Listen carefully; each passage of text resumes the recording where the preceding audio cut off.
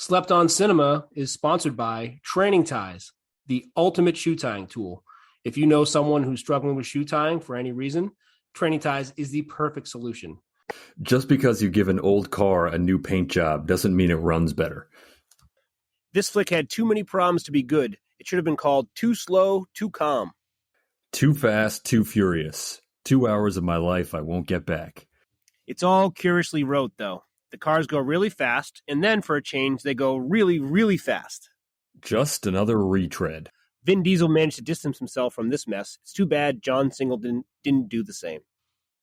Too Fast, Too Furious takes it for granted that the audience is composed of morons.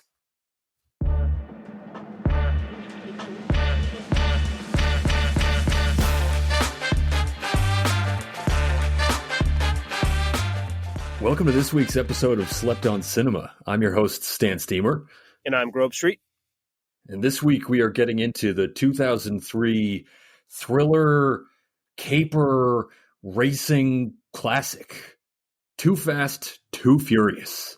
The podcast is structured so that the first half of the episode is spoiler-free, talk about some things to look for in the film, take a break, go watch the film, come back, and talk about what we just went through. And this movie, like all other movies we talk about on our podcast, is at or below 50 on Rotten Tomatoes for both critics and audiences. And I think this one, we'll get to it, but I think this one just gets in. And I'm so glad it does, because this is one of my all-time favorite series of films. It's always a little risky to get into a sequel on a show like this, because some people might not have seen all of them. But I can't imagine there's a person listening to this that hasn't seen every single one of these movies. I can't either, and it's not much you need to see from the first one that you would be lost in this one if you hadn't seen it. But let me get right to the premise here, the rotten premise. This sequel focuses on ex-police officer Brian O'Connor, who relocates from Los Angeles to Miami to start over. Becoming involved in the street racing scene in his new city, Brian befriends car-savvy Tej and Suki, but his competitive streak ends when federal agents apprehend him and he must enter into a deal with the FBI. Working with new partner Roman Pierce, Brian begins a dangerous mission to take down a powerful drug dealer. Critics, 36%, and luckily for us, audience, 50%, which allowed us to do this movie. I can't believe we got to do this. This was awesome. I can't believe either. I mean, this movie's amazing. I was going through this and I just had so much fun watching it. I mean, I love all these movies, as you know. This might be my favorite series of movies of all time. It's certainly up there if it's not number one. And I was just shocked that any single one in that entire series could meet the criteria, especially this one. This one's fantastic, and we'll talk about it. But I feel like it really sets the stage for a lot of what we end up seeing in the rest of the series, and it's a nice sort of bridge from the first movie to the rest of the series. I think it was almost necessary. The first one obviously gets not taken over by Vin Diesel, but it's kind of his movie. In this, we get to learn a lot about Brian and where he comes from and his perspective. So I think it was definitely necessary for the rest of the series to have this sort of movie. Absolutely, I couldn't agree more. So it came out June 6, 2003, and as a number of our films lately, this opened number one. It took in $50 million its opening weekend, and not only that, it knocked off Disney. It knocked off Finding Nemo in only its second week in the theaters, which is an amazing feat. I mean, that tells you everything you need to know about how successful this movie was.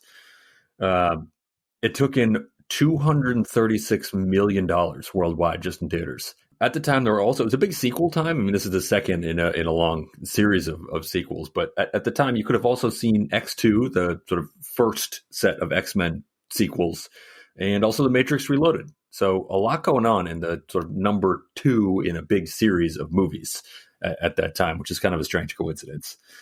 And not a lot to get into the background for any of this, because I assume a lot of people know about this series, but a little bit on just some of the cast.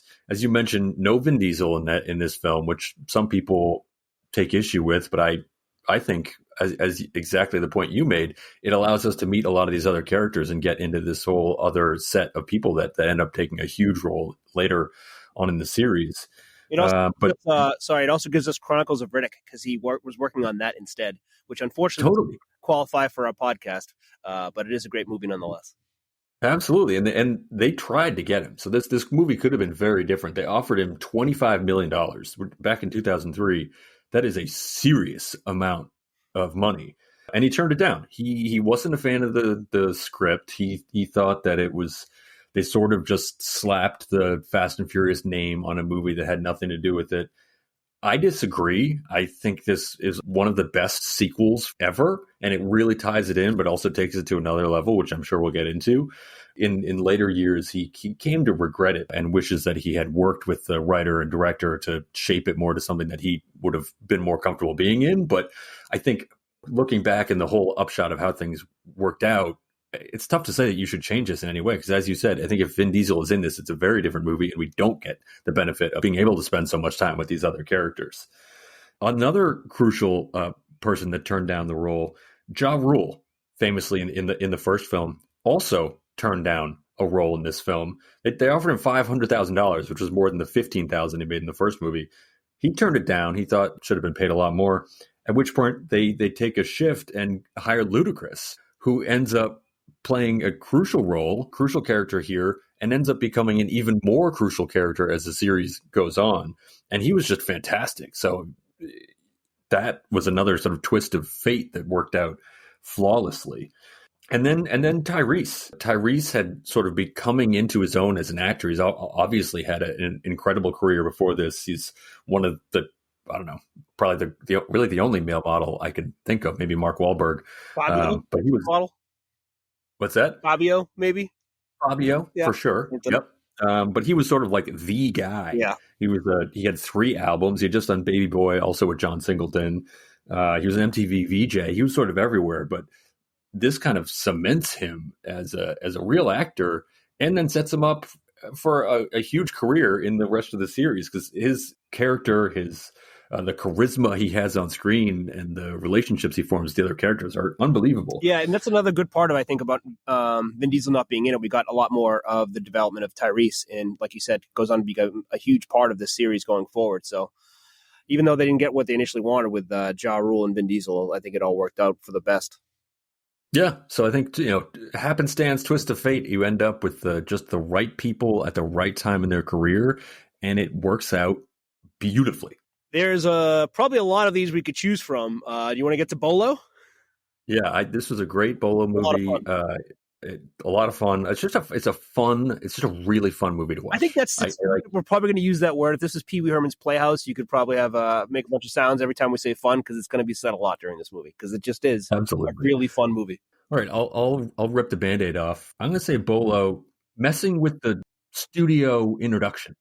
I love when movies do this. It's right off the bat, but I love when they incorporate that final introduction for the film studio and work it into the beginning of the film. They do that here. Watch for it. I love that. I guess I'll put that a different way, and I couldn't agree more. Bolo Universal Rims. Exactly. I'll go Bolo Tailpipe Flames. And I'm going to throw this out there because this will probably come up more in the podcast. I'm not a car guy. I don't know anything about cars. So I have no idea if that's a sign of something gone horribly wrong. But they're here and they're fantastic. I know absolutely nothing about cars other than what I've seen in movies. And it seems to me when there's flames coming out of the tailpipe, it's either incredibly bad or incredibly awesome. So I think in this one, it is awesome. But if it's you and I and we have flames coming out of our tailpipe, I don't think that would be a good kind of flames. Yeah, it's like barrel roll out of your car at that point. Bolo backwards visors. The clothing. I'll just go Bolo Miami clothing. If you didn't know you were in Miami from everything else that's going on, just the clothing everywhere. Just keep a keen eye for it, because it's fantastic. It's amazing, and I guess I'll piggyback there. A Bolo, a porn star T-shirt. Oh, I'll keep that going, and I'm just going to go for a very odd way to wear a tank top. Bolo neon. You don't have to be that much on the lookout for it. It's everywhere. It's on cars. It's under cars. It's on clothing. It's Miami. It's Miami. I will say Bolo, one very out of place guy at a party. Bolo, an unexpected bridge. Yes. Yes, and it's kind of a throwback to our first episode. It made me think of the net. Very classic chase in there as well. I'm going to say Bolo, a Pepsi sign. Keep your eyes. Bolo, a pizza place motor cup. I'm going to say Bolo, clutch shots. See a lot of the clutch in this film. Bolo, butt grabs. Ooh. And some pats. A lot of pats, too. I'm going to say Bolo, an easy way and a very hard way of getting into a car. Bolo, an exhaust skirt lift. I'm going to say Bolo Nas. There's Nas everywhere. Nas everywhere. Bolo, a shout out to Ludacris, Move Bitch. Yep. The music all throughout this. They did an excellent job. The whole feel of the film is fantastic. I will say Bolo, blood. You might have a hard time finding it despite the numerous fights. Bolo. Now, we all know what exposition is, so I'm calling this driving exposition, such as home stretch, too wide, last turn. You learn a lot from the drivers about what's going on in the race. For sure. The lingo. So I don't know if this counts as a Bolo, but just the lingo in the film is great. I love how they don't explain too much to you. They let you learn along with what's going on. I'm going to say Bolo, a giant cigar, and it's very brief. When's the last cigar you had? Probably last summer. I feel like I have maybe one cigar a summer. I had one on my honeymoon like 4 years ago in Var, and it was a Cuban, and I felt terrible the next day, so I realized maybe that's enough. Bolo staring at Eva Mendes. Everyone seems to like to do that. It's an absolute classic scene involving that in this film. I'm going to say Bolo, a rat. Took that right out of my mouth.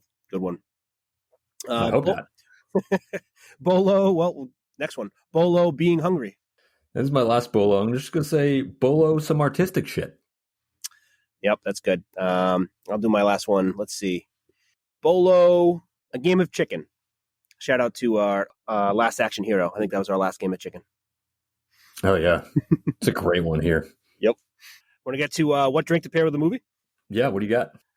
Mine is the Quarter Miler, made based off of this movie in the quote, this franchise, I live my life a quarter mile at a time. So this drink has 2 ounces of whiskey. It has lemon juice, lime juice, simple syrup, Corona, and it's served in a mason jar.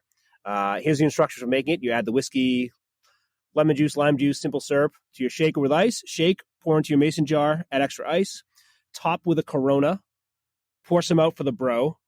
Garnish with a lime wedge. Watch the Fast and the Furious. Have more and do not drive home.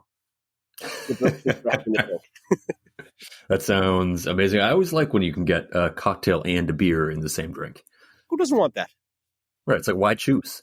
It's like a little Nas injection into your drink. Oh, yeah. That's perfect. Mine, I'm going to go with just get yourself a bottle of champagne.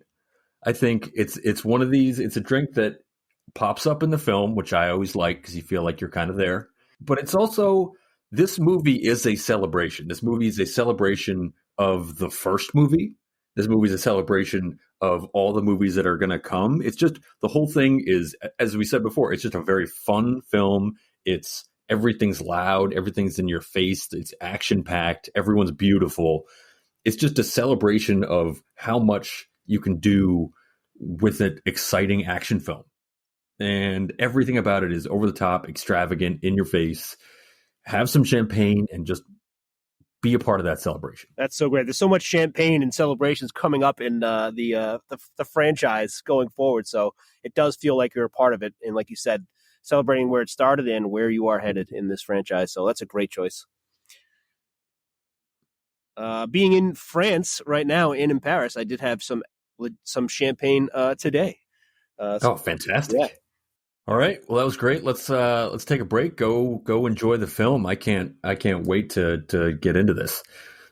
See you on the other side. Enjoy.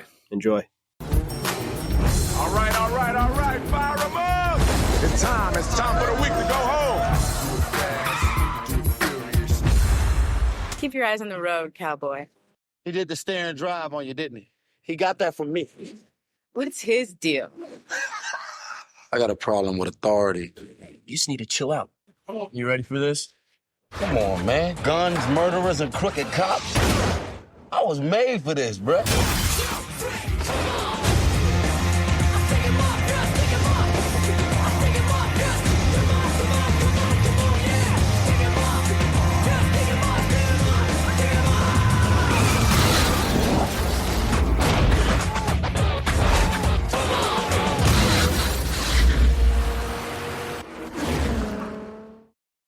Slept on Cinema is brought to you by Training Ties, the ultimate shoe tying tool. If you know anyone who's struggling with shoe tying, Training Ties is the perfect solution. Or if you know anyone who just doesn't like tying their shoes, Training Ties keeps shoes tied all day long. Say no to Velcro and yes to independence with Training Ties. Welcome back. What a fun time that was. What a ride. Yep, what a ride. It was amazing. I love that film. I love all these films. I feel like every time I'm watching one, I'm like, no, this one's my favorite. They're all great. They're all great. I love movies that just put you at the end of it. You're just like jacked up in a good way, and your mood is elevated, and you just feel better the rest of the day after watching this movie. And this is that type of movie. It's a fun ride. Absolutely. We were just talking how we have a lot of choices for the draft here, and there's no clear-cut number one, I don't think, but let's see what you go with. Yeah, I think that's right. I mean, so I thought about, for number one, taking just the entire cast. But I feel like that's not really fair because that's too much. But you could easily see taking the entire cast because it's so perfectly cast. But my number one, I'm taking Cole Hauser as Carter Verone. He blew me away in this performance. He is this character, and he's a really famous actor. He's in a ton of films. I've never seen him play a role as well as he did in this film. That guy he always plays it well too. Cole Hauser is always good, but I completely agree with you. Maybe not as good as he is in this movie. It's incredible. It's unbelievable. And you watch the film, and I probably only take him first pick one of one here, having seen this film so many times, because there's so many characters, there's so many iconic characters that you meet for the first time, or you really get to know for the first time. And this guy, he's one and done. I'm kind of surprised we actually haven't seen him in other movies in the series because he's that good. But he takes over the screen every time he's on there. It's unbelievable. I love his character, and he plays them. Maybe he's still locked up in the franchise world, and he's still waiting to come out and holding on to this, ace in the hole of him getting out of jail. I hope so. I hope so, because they reference, like, oh, he's getting out. He was also in Chronicles of Riddick. Oh yeah, same time. That's a great choice. I didn't have him on my board, and I felt bad that I didn't because he was so good. There's just so many good choices, so that's such a great pick. This isn't really. Let's see. My first pick is what I love about this movie. I love all the other movies too, but what I love about this is how small the movie is. This isn't like some movie where it's a huge bank robbery and they have the military after them and they have to like do all these incredibly unlikely stunts. There's a couple, but in general, it's not like the fate of the world on the line here. This is just Brian and his buddy, and they're just trying to clear their record and get some cash. It's very, very small. It only has a few characters, and it's not this like grand movie that the other ones become. And I really like that about it. Yep. No, I think that's exactly right. And I think that they did something really smart with these first few films in the series to do that. I think the first film was the same way. It takes you into this little slice of a world and just really lets you in and really gets you embedded with the characters so that you start to develop these almost personal relationships with these characters. And I think they do that through the first 4 films, that they take you through these little different worlds, and you meet all these different characters. And then by the 5th film, Fast Five, which I do think is one of the greatest films of all time. Yep. I think that's just the truth. Yep. and they take the first 4 films where you meet all these characters, and then in Fast 5 they bring everyone together, and that's where they blow things out and really take the series to the next level. They could not do that without these first 4 films where you get introduced to these characters, and that's what makes the whole series so brilliant. Totally agree. If you ever find yourself in a fun Fast 5 debate where someone will tell you it's the best movie because it is, you can't help but give credit to this movie and the first 4 as well, because 5 wouldn't have been as great as it was without these other movies. Completely. Absolutely. Completely agree. All right. My second pick here. I think I got to go with what happens a lot in the Fast and Furious franchises, pushing the NOS too early. You don't want to be that guy. You can't push it too early. In every movie, it seems like there's always the one who's a really good driver, but not quite as good as Brian or Vince, and they just hit that NOS too early. And it happens, and you just can't. You got to have the patience. It's a fast movie, obviously, but you can't go too fast. You have to have that patience to wait. You got to pace yourself. Yep. I love everything about the NOS. I mean, in all the films, I think it's especially for us. Like, we grew up playing these racing video games, and this is straight out of a video game. I have no idea if this is real or not in real life, but in every single racing video game, there always was that button, that boost button that you had to press, and you knew when to do it, and you had to save it up. And it's just like this, and it's so unbelievably relatable. It's almost like watching a video game because of that. And then also, of course, the like NOS vision. So like when someone presses that button, and all of a sudden the whole everything goes blur, and it's like just Total Recall sort of. Exactly, and you feel the speed just pulling you into the screen. My son is a year and a half now, and I took him and played Cruising USA a few weeks ago. Oh, love that game. And the turbo button is right out of it. You got to hold on to it right before you hit the finish line or checkpoints, and it's all just straight from this. Yeah, it's amazing, and using it at the right time is just it's a skill, and clearly some people have it and some people don't. Absolutely.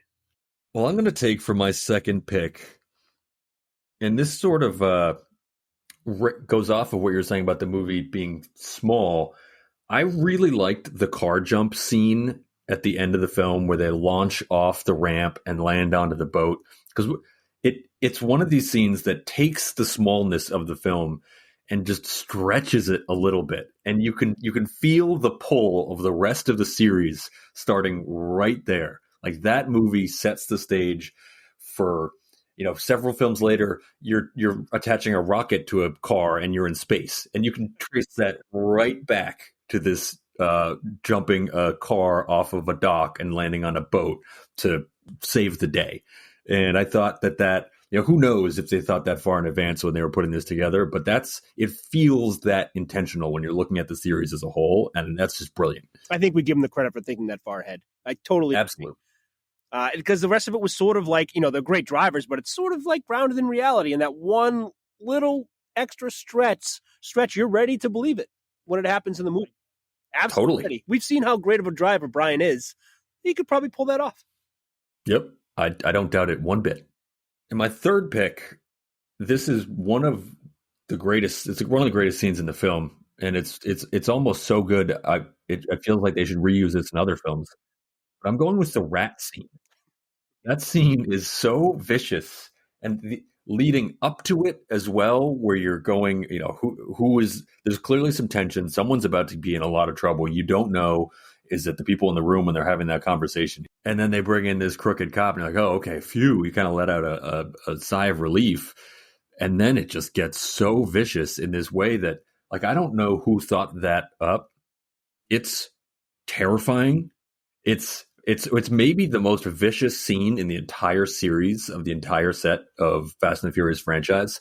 And it's brilliant. The rat alone is incredible, but like you said, everything surrounding it, like having Eva Mendes having to hold the guy's mouth. And right before that, Brian was made to say that, Eva Mendes is gorgeous. Like, you weren't quite sure what was going to happen. You didn't even know, like, he was calling play-by-play of that blonde woman talking to that guy, and you didn't quite know what was going on. And then it just flipped, which is what made Cole Hauser so intimidating, because you never quite knew what he had up his sleeve. You never knew he was going to just turn at the next moment and put a rat on your stomach. I kept thinking of Game of Thrones, because I think there was a scene in that where we saw it go, to completion in that, where it's like, it feels like it's something out of Game of Thrones or like a Martin Scorsese film. Like it's some just like really gritty, raw. Like you're watching that and you can almost feel it happening. It makes you, now it's like when I see someone punch someone or do other things to get information out of someone, it's like, all right, man,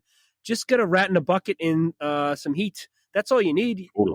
Who's not going to give up everything they know instead of having a rat destroy them from the inside out?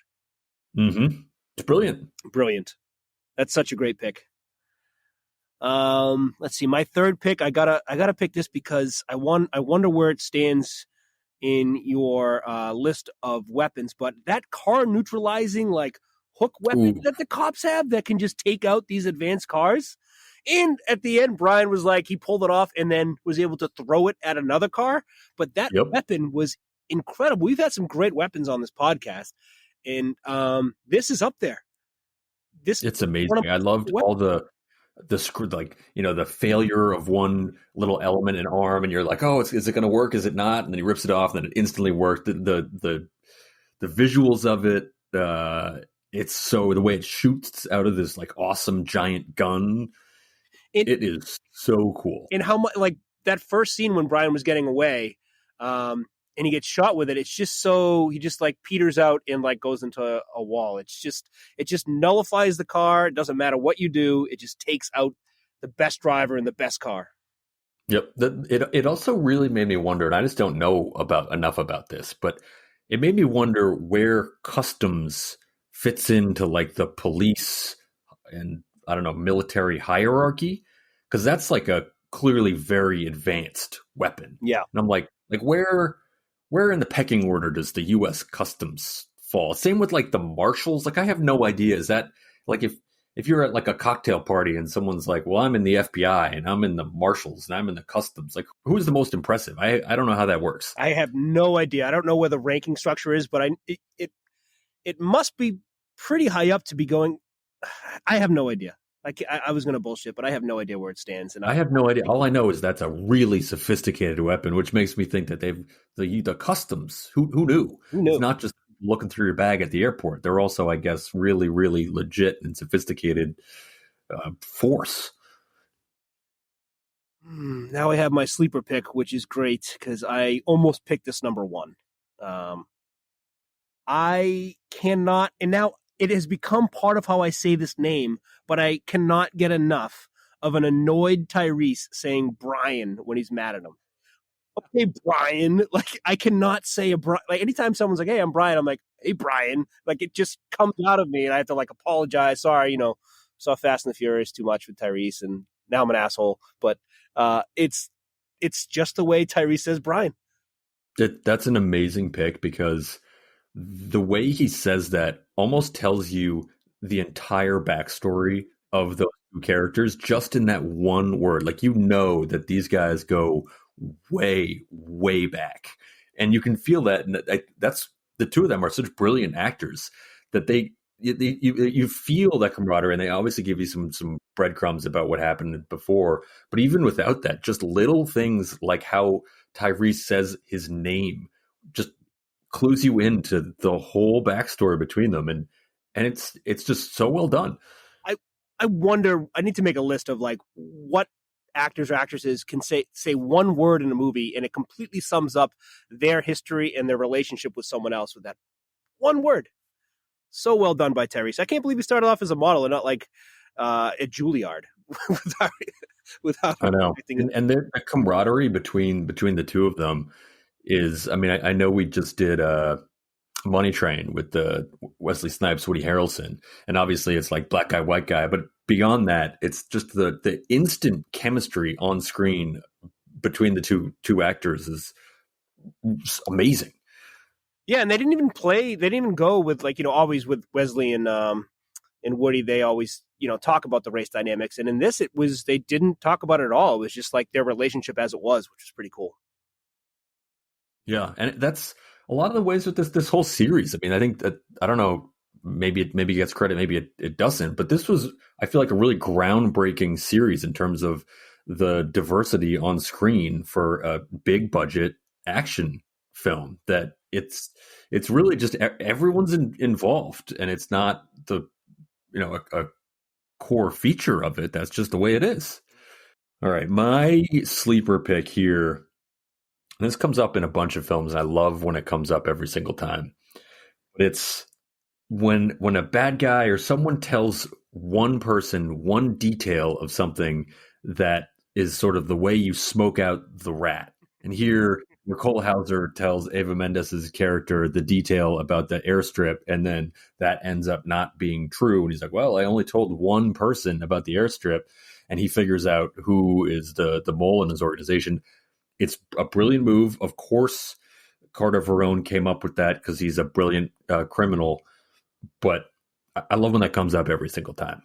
Yeah, it's sort of like Departed, where he tried to do that to smoke out the rat, but it never really went up. But it's a great tactic. Tell one person if you suspect them, and let's see if anyone else finds out. Because if they did, you know where it came from. Yep, I just can't wait for that to come up in real life. It hasn't happened yet, but I'm waiting for the day. It'll happen. I'm confident of it. It means something's gone horribly wrong, but sure. I'm still sure I'll be prepared. That silver lining that you get to have that scenario play out. Yep, exactly. Do you have any honorable mentions? We had so many. I mean, I got to buzz through a few honorable mentions. The move of being under house arrest and having a mobile home, amazing, brilliant. I don't know why everyone doesn't do that. Seems obvious. The car switch scene, where all they drive into the warehouse and then all the cars come out. Scramble. That's just one of these all timer classic scenes. It's so much fun to watch. It's so cool. I also like that he had such a good friendly dynamic with the people he had raced and took money from earlier. It was no hard feelings. They're out there to still helping him out of his jam. Brian and you really get the sense that it's all this community, this family, and that's obviously pervasive throughout the whole series of films. But absolutely, that it's not just even this sort of just the core group. It's the whole racing community. I have a couple more. Do you have a few more? The only other thing I thought, and I mentioned this a little bit before too, like sort of like the lingo. Like I think they did a great job of bringing us into this racing scene, but they don't treat us like children. They don't walk you through every single piece of how the cars work, how the engines work, what these different things do. They just sort of talk about them, and then you see them on screen, and you end up, I feel like, learning a lot, but not being sort of babied. Oh, that's a great point.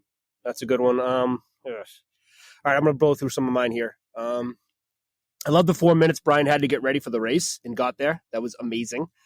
I think Paul Walker as a white dude can crush a white tee better than any other person I've seen crush a white tee. I mean, outside of you have one on now. That's impressive. But Paul Walker in a white tee, pretty. Yeah, I mean, I can't believe we got to this whole draft and didn't talk about Paul Walker. I mean, his charisma. He's obviously just like a one of one, grade A movie star. Obviously, it's really tragic how he died.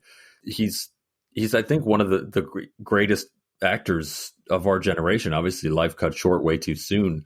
Incredibly charismatic, incredibly handsome, incredibly likable. Rock a white shirt better than any white guy probably in history of cinema. I mean, you go back to, I don't know, like James Dean. You go back to Streetcar Named Desire. That's a classic white shirt. This ranks right up there. Definitely up there in the Mount Rushmore of guys who are white who can wear white tees. Let's see. Back the move with the backwards driving when Paul Walker flipped the car and went in reverse. So good. Middle finger was awesome, as well as the staring at Eva Mendes and driving one. Amazing. And then, of course, Tyrese said that's his move. The last one is, I thought this movie was awesome in representing how cool Miami is, and at the same time made me have no desire to go. Yes. Yeah, completely. It was like, wow, this is great, and like a little too flashy, and great place to visit. I'm glad people have it for other people who would love this. I'm glad it exists. It's like Vegas. I'm glad it exists, but I'm good.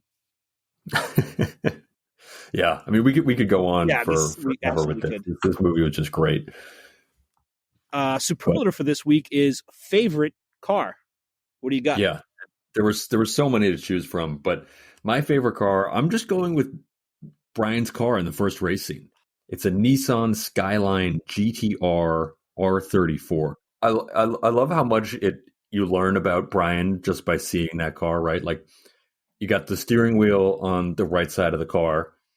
That doesn't bother him. He's clearly like a master driver. No sweat, no big deal. It's an import. He obviously is a big import guy. I love the purple blue glow underneath. And then I also just like that it's like a Nissan, and it kind of challenged it. It made me rethink what little I know about cars. In my mind, I'm sort of like, a Nissan. Like, no serious person's going to have a Nissan. But then this car is like legit. And I'm like, yeah, forget it. I know nothing about cars. Let's just ride with this.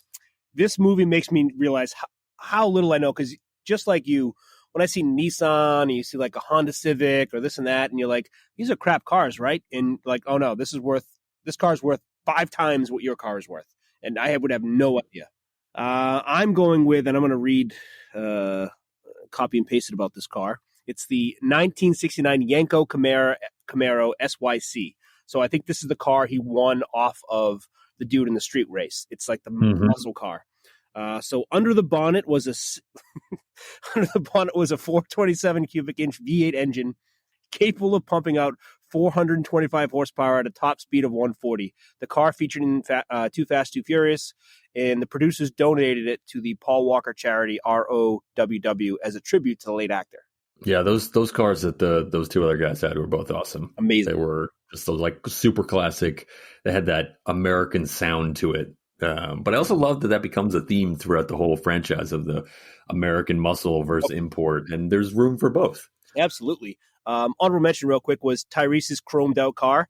How Paul Walker said there was too much chrome on it. I got out of college, I got a Honda Accord Coupe, and it was used, and the tailpipe had chrome on it used, and I was like, can I do this? I've never put it on there, but I ended up having the car for years with a chromed out tailpipe. Oh, that's awesome. I'll throw in another honorable mention. For the first racing scene, the Orange Julius's car, which I didn't even realize that was his name, Orange Julius, but he had this just awesome orange car that said Orange Julius on it. And that's just a badass move, to put your name on your car and it be orange. It was just great. Yeah, that's so good. And I forgot about this quick little draft shout out, but honorable mention. But I loved the cheering sections at the first race. Everyone had their own cheering section behind their car, including Paul Walker, who had just shown up. He had a whole section behind him by the time the race started. Yep. Including. Yeah, I also thought that those racing scenes, if I had to pick a scene to be an extra in, those look like some of the most fun scenes to just be hanging out at. Yeah, and I have a question at the end about that, but we'll get to the next category first. One change to be a blockbuster. I'm going to get mine out of the way because I don't know what you would make. I just did add a Vin Diesel cameo, just like they did in the third one, the Drift. Just have him say, pop in at the end, or like a Marvel end of credits thing where he gives a like a little post credits shot would have been like, that's like chef's kiss right there. That's exactly. that would have really, really sealed the deal. I love that. Yeah, I'm similar. I mean, I think this movie is pretty much flawless. By one change that maybe could have just pushed it a little bit more over the edge was in that very first scene when Brian shows up and he's like, "Hey, let's up the ante here," and they're like, "All right, let's make it 35 large." And then they're handling money that's clearly not $35,000. And then I'm rethinking, like, does 35 large back in 2003, did that mean 3,500? Like that can't be. I think, but it just, like, it had to be 35,000, but they clearly weren't holding $35,000. And it was just this little tiny detail that it was early enough. I thought it was 3,500 because of how small the money was, but I had the same thought process. It seemed like too little to me. Like, all of their cars got damaged more than $3,500 worth. Yeah, And like, I mean, I'm not always up with the lingo here, but large usually means 1,000, not 100. So I don't know. That all I'm saying is this. It's as we both had the same reaction. It's a little detail, but I think probably some people saw that at the beginning of the film and were like, "Oh, this is ridiculous," and threw up their hands because of that one little thing. So I think you just make that make the stacks of money a little bit bigger. Problem solved. That's a good one. Good nitpick.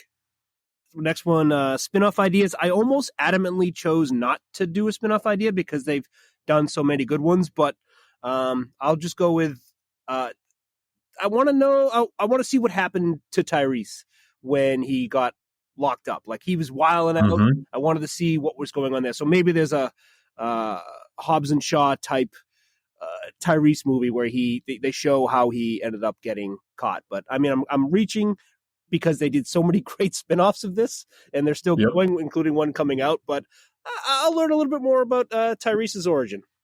Yep, I couldn't agree more, and my spinoff is just taking yours to the next level.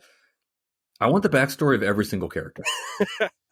I want the. I want I want to know how Verone got to take over Miami. I want to know what happened with Tej, where he's like he had that he drove into a wall super fast. And I'd also like to know, like in the later films in the franchise, he goes on to become this computer mastermind, and he sort of there's a little bit of lampshading later on. It's like, oh, I had a background, I had another life before this.